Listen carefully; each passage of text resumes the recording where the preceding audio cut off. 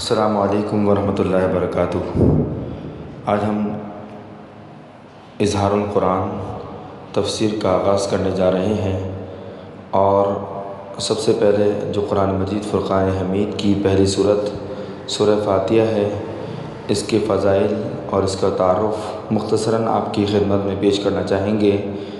یاد رکھیں، سورۃ الفاتحہ قرآن مجید کی وہ عظیم، بابرکت، رحمت، عظمت اور رفعت والی صورت ہے جس کو اللہ تعالیٰ نے قرآن مجید کے تمام خزانوں کا منبع بنایا۔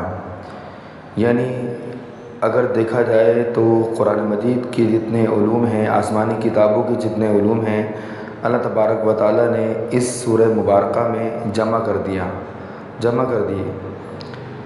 یہ سورہ مبارکہ شفا بھی ہے، اور موت کے علاوہ اس سورۃ مبارکہ میں ہر مرض کا علاج ہے، ہر مرض کا علاج اس سورہ فاتحہ میں موجود ہے۔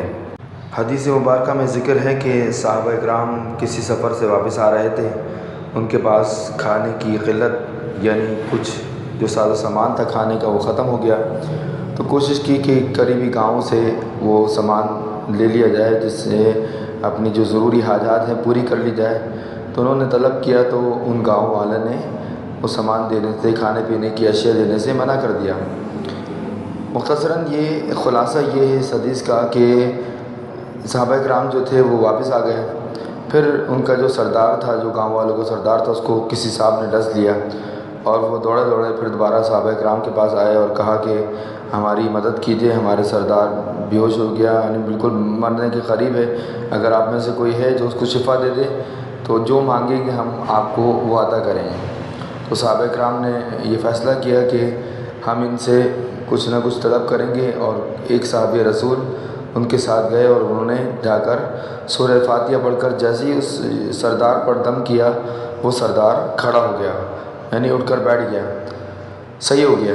اللہ تعالیٰ نے اس سورہ مبارکہ کے ذریعے اس کو شفا عطا فرمائی۔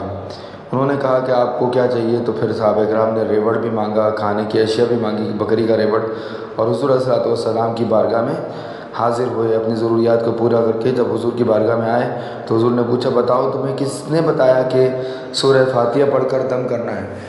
تو صحابہ کرام نے کیا فرمایا کہ یا رسول اللہ صلی اللہ علیہ وسلم، فدا قومی و ابی، حضور ہمارے ماں باپ قربان ہو جائے یا رسول اللہ، ہمیں کسی نے نہیں بتایا، صرف ہمارے دل میں یہ خیال آیا کہ ہم سورہ فاتحہ پڑھ کر دم کریں اور اس سے شفا حاصل ہو جائے گی۔ حضور صلی اللہ علیہ وسلم مسکرائے، فرمایا کہ تم نے بالکل صحیح کیا، سورہ فاتحہ جو ہے وہ ہر مرض کا علاج ہے، شفا ہے۔ اور حضور صلی اللہ علیہ وسلم نے جو ریوڑ انہوں نے لیا تھا، حاصل کیا تھا ان گاؤں والوں سے، اس میں سے اپنا حصہ بھی طلب کیا۔ تو اگر کوئی، اس سے یہ بھی بات ثابت ہوتی ہے کہ اگر کوئی دم کرتا ہے اور دم پر اجرت لیتا ہے تو وہ شرعاً جائز ہے، ممنوع نہیں ہے۔ اور اگر کوئی فی سبیل اللہ دم کرتا ہے تو اللہ تبارک و تعالیٰ اس پر اپنی خاص رحمتیں، برکتیں نازل فرماتا ہے۔